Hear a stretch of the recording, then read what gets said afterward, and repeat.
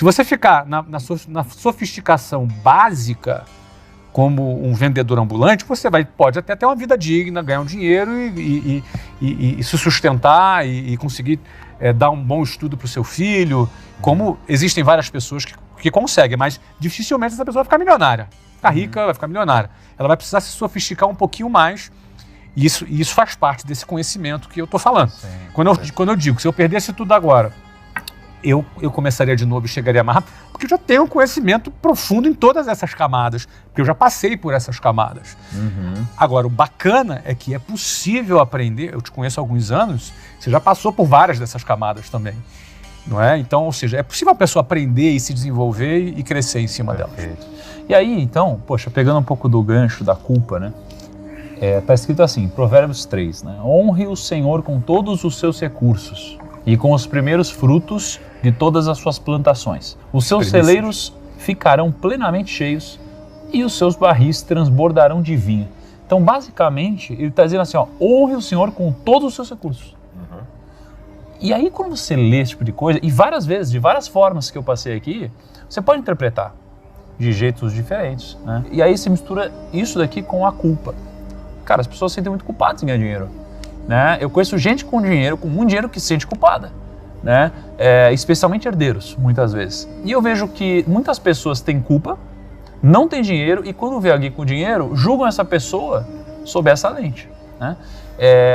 E aí, pelo fato de ela se sentir culpada e de muitas vezes achar que o dinheiro é uma coisa ruim, e a gente tem uma série de frases que a gente repete toda hora, né? Esse cara é podre de rico, né? Esse tipo de coisa e tal, que fazem a gente abominar algo que, consequentemente, nunca teremos. Porque a gente não quer ter algo que a gente abomina. De forma alguma. Então, assim, por que as pessoas sentem culpa, né?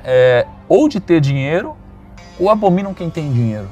Especialmente no Brasil. E aí, sob uma ótica bíblica? Eu acho que no Brasil, no Ocidente, de modo geral, mas no Brasil, nós herdamos uma herança muito cruel medieval. Assim como eu fiz referência aos espíritas, ao espiritismo respeitando os espíritos, vou fazer uma referência ao catolicismo respeitando os católicos e dizendo que a minha opinião aqui não é de alguém de fora da igreja detonando com o catolicismo. Não é essa opinião que eu vou dar aqui. Ela tem muitos teólogos católicos que a fazem, tá bom? Eu não sou o único a dizer isso. Durante a Idade Média, quando você tem a ascensão cada vez maior do papado, especialmente ali na época de Justiniano, estou falando de 538 depois de Cristo, no alto da Idade Média, porque a igreja foi aos pouquinhos ganhando espaço. Dá até para fazer uma leitura psicológica do crescimento da igreja. Ela primeiro era perseguida, a época que eu falei lá da igreja apostólica, por isso que todo mundo começou a dar tudo, porque hoje você tem seu dinheiro guardado no banco em ações, porque graças a Deus o Brasil não está em guerra, mas se você fosse agora em Kiev, você ia tirar as ações, você ia vender, distribuir para sua família, pega, compra passagem, vai embora daqui, qualquer coisa parecida. Depois, quando Constantino pretensamente se converte ao cristianismo, no quarto século depois de Cristo, 313 ele assume o poder, em 320 ele proclama ali, depois vem o Edito de Milão, a igreja se torna herdeira de Roma por causa de Constantino. Por isso que é a igreja católica apostólica romana. Mas quando Justiniano, em 538, passa a batuta para a igreja, já se torna soberana. Então os reis deviam tudo para a igreja. E aí, muita gente, para poder ser acalmado, a igreja ensinava o seguinte: era quase um regime de castas numa visão cristã, porque no regime de castas, você nasceu da cabeça de Brahma, você vai ser rico sempre. Se você nasceu um Dalit do pé de Brahma, bobagem que você está falando, que você nunca vai subir. Então a igreja dizia, olha, seja contente com a sua pobreza, porque no céu você terá uma casa melhor. E esse mantra era repetido por questões até de dominação das massas, dominação, e o povo aceitava. Então cada vez mais assim, os clérigos eram mais ricos, e foi criando uma separação muito grande. Aí vem a questão da burguesia, nós sabemos, né? As cruzadas, tudo isso mais que enriquecendo a elite e aqueles. E você sabe, há pessoas que fazem a caridade não por amor, é porque para ele é interessante que o outro continue rico, é pobre. Lembra que você falou assim, investir também em pessoas? Dr. Milton, uma coisa interessante que eu vi dele, eu não vou dar nome, mas tem empresários, dois que eu sei que estão mais ricos do que ele, que começaram com ele ensinando. Então tem gente que fala o seguinte, não, eu sou caridoso, mas ele quer que seja caridoso, ele quer que o menino continue no farol. Ele não quer que o menino se torne um outro empresário como ele, competidor. Então eles mantinham as pessoas lá embaixo. E nós herdamos isso quando os portugueses vieram para o Brasil. Todas as imagens de santo que nós vemos são dos pés descalços. As carmelitas dos pés descalços. Quanto mais pobre, quanto mais eram freiras, né, que iam para o convento mais miserável, São Francisco de Assis e tudo mais, e tal, mais você dá e tal, mais Deus vai amar você e tudo. Só que quando a Reforma Protestante sai no século XVI, Lutero foi para uma outra linha, que o Lutero era protegido por pessoas influentes, como Frederico Sábio, você tem Adam Smith. O capitalismo, na verdade, foi criado pelo pensamento protestante. O capitalismo é fruto do protestantismo, né? Todos esses aí. E o capitalismo começou a ser uma reação contra a burguesia da Idade Média. E aí veio o comunismo, que é uma reação ao capitalismo, porque houve um exagero no capitalismo chamado capitalismo selvagem. O fato é que nós somos herdeiros dessa briga entre a nossa herança medieval, que é pecado ser rico, a herança do capitalismo selvagem... É pecado ser rico por uma questão de... ideologia religiosa. Mau controle. Quando eu falo com você assim, é pecado ser rico, isso vale pra você, pra mim não. Você tá entendendo? Olha, fica assim, continua do jeito que você tá, que assim Deus vai ficar mais feliz com você. E eu continuo. Porque existe hoje se eu sou pobre financeiramente, muitas vezes tem um orgulho em ser pobre. Sim, esse é um outro. Como se fosse uma virtude. Como se fosse uma virtude. Não, eu conheço aquele negócio, dá poder pro sujeito, você vai ver o caráter dele. Você entendeu? Tem às vezes um faxineiro, nada contra os faxineiros, mas apenas para dar um exemplo, que ele fica com a chave do banheiro do posto de gasolina que ele trabalha. E ele tem a mesma arrogante de um CEO que demite, sabe? O cara tá com a chave do banheiro do posto de gasolina, mas ele administra com tanta arrogância aquela chave do banheiro que, salvaguardadas as devidas proporções, ele está tão arrogante como aquele CEO que humilha todo mundo ali no prédio. Então tem que ver isso também. Nós somos herdeiros, então, dessa confluência. É a briga do capitalismo, que nos fala uma coisa, contra aquela herança do medievalismo, né, que é pecado ter prosperidade, com o advento do capitalismo selvagem, das teologias da prosperidade, que acham que a riqueza é o único tipo de bênção. E você tem que ser rico a todo custo, e a sua riqueza vai vir através de você dar dinheiro para a igreja, que isso é uma coisa, um viés perigoso também. E vem os comunistas, socialistas, que agora tem uma nova versão que é o socialista de iPhone, né? Que o camarada, ele é socialista, ele fala em dividir tudo, mas ele tem o iPhone e ele manda mensagem pelo iPhone, né? E no iPhone ele te critica porque você batizou. Então nós vivemos essa briga. Qual que seria a temperança de tudo isso? Saber, em primeiro lugar, o seguinte: há vários nós.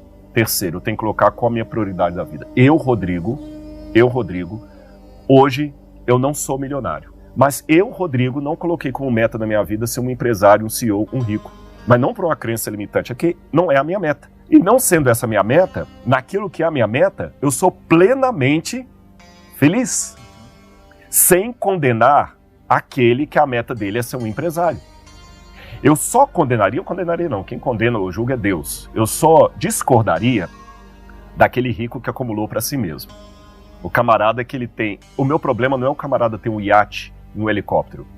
O meu problema é ele ter um iate e um helicóptero e ninguém que teve uma vida transformada pela influência dele.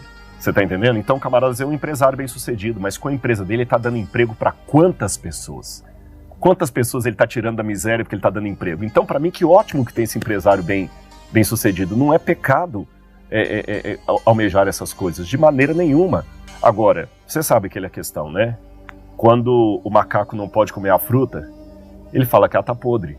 Então, às vezes, a maneira que o outro tem de atacar a sua riqueza é porque ele mesmo não conseguiu chegar lá, então ele cria argumentos teológicos e bíblicos para invalidar você. É apenas uma maneira psicológica de falar o seguinte: eu estou com inveja de você, estou com raiva porque você está usando Adidas e eu não.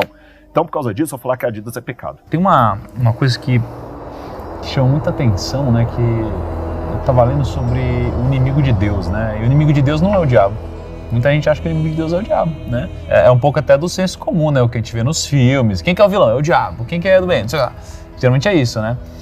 Mas na verdade, o inimigo de Deus não é o diabo, né? E aqui você começa a entender que tem uma parada muito forte no dinheiro, que é o Deus do dinheiro, né? O grande inimigo de Deus.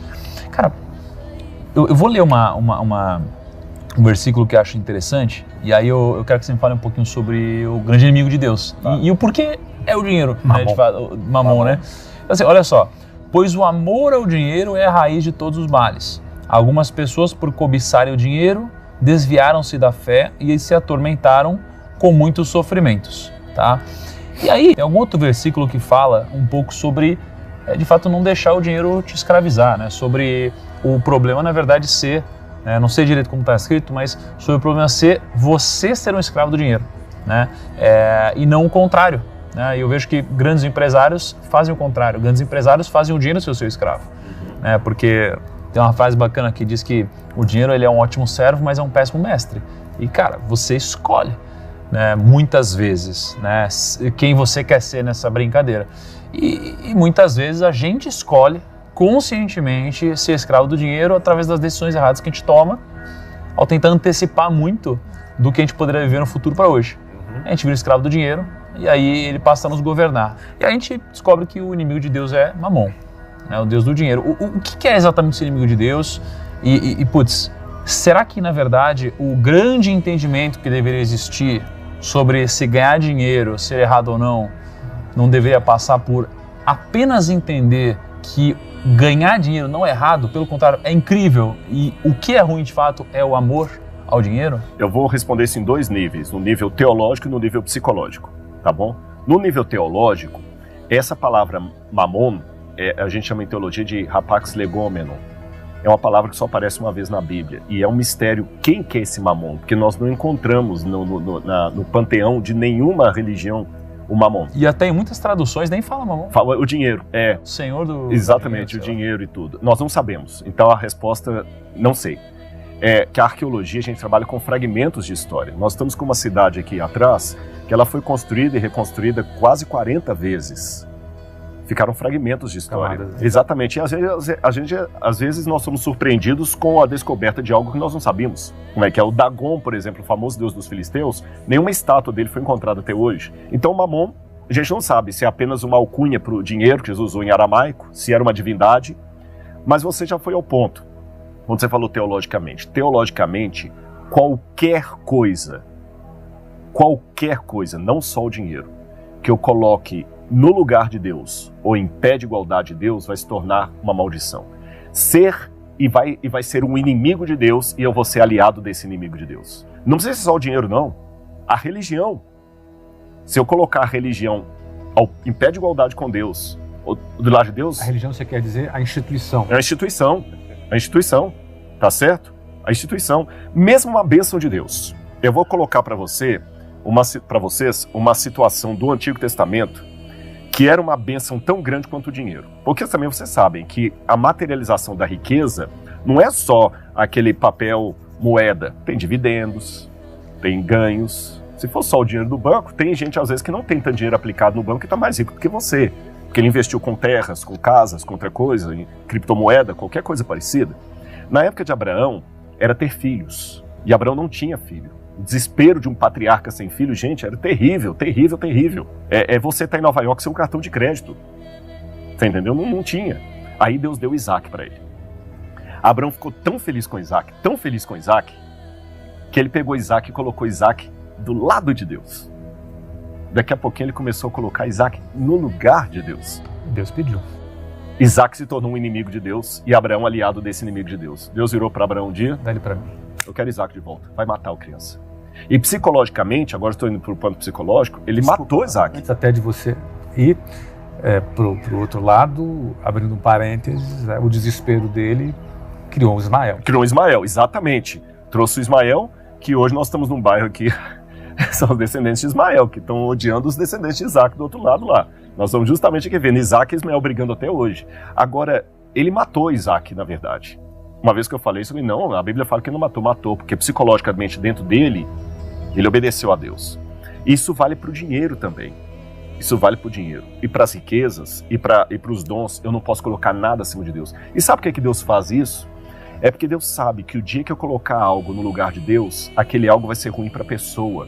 É você que tem o carro, é o carro que tem você. Você tá entendendo? É você que tem o celular ou o celular que tem você? Porque às vezes eu tenho o celular, mas ele tem um controle tão grande sobre mim que eu já não converso com a minha esposa mais, porque eu tô só assim. Eu conheço empresários, eu viajo num espectro muito distinto de relacionamento, porque eu já preguei a Bíblia, e não é coisa que eu tô falando de 10, 15, 20 anos atrás, não, de realidades recentes. Elas convivem junto comigo esse paradoxo. Eu já preguei em casa que eu estava falando assim com o chão batido e galinha passando no meu pé. Já fiquei com beduíno no deserto, aqui da Jordânia e do Sudão, comendo com beduíno com a mão no meio do deserto, na barraquinha dele. E também já estive em situação de ficar hospedado aqui no King David, que é um dos melhores hotéis aqui, ficar hospedado num grande hotel de Paris. Já preguei para um rei me assistindo na Nigéria. Um rei, um monarca. Então eu vou do 0 ao 80 no nível social financeiro muito grande.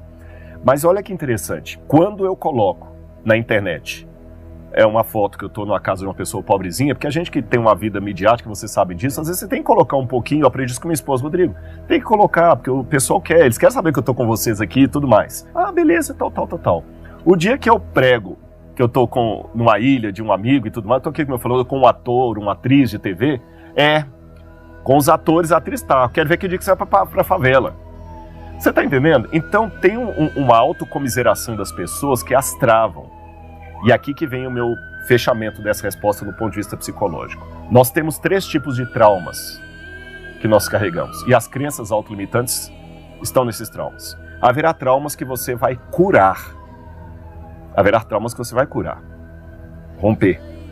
Haverá traumas que você vai aprender a conviver com eles. Você vai dominar. Sabe? Aquele negócio, síndrome do pânico. Eu continuo tendo, eu nunca tive, graças a Deus, mas quem tem assim, eu continuo tendo a mão formigando quando eu vou pegar com o carro, mas eu consigo, ou à base de remédio, ou de autoconsciência, eu dirigir o carro. Mas a mão formiga, toda hora que eu pego o volante. Você convive com ele. Não curou, mas você está sustentando. E haverá traumas que, infelizmente, por causa daquele que eu falei, nós vivemos num mundo injusto, você não vai superar. E o milagre de Deus é conseguir nos salvar mesmo com os traumas que nós não conseguimos superar. Aí eu vou falar uma coisa que parece ser um contraditório de vocês, mas não é. Algumas pessoas, a bênção que Deus vai dar para eles é não permitindo que elas fiquem ricas. Concordo.